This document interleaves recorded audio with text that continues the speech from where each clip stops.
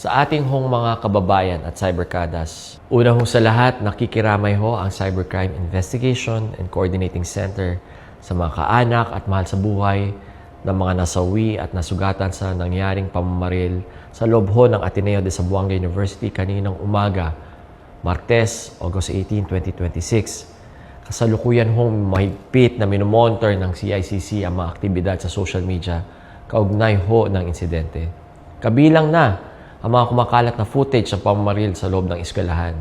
Nakikipag-ugnayan na rin ho kami sa Meta at ibang social media platforms para sa agarang pag-take down nito upang hindi na ho ito patuloy na kumalat at magdulot ng sakit at panik sa publiko or magamit sa pag-iimpluwensya pa ho ng iba.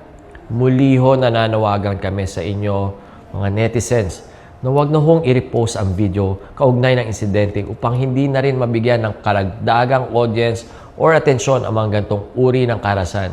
Sa atin hong mga magulang, bantayan po natin ang aktibidad ng ating mga anak sa social media, gaming platforms at messaging platforms, lalong-lalo na ho ang mga minor de edad.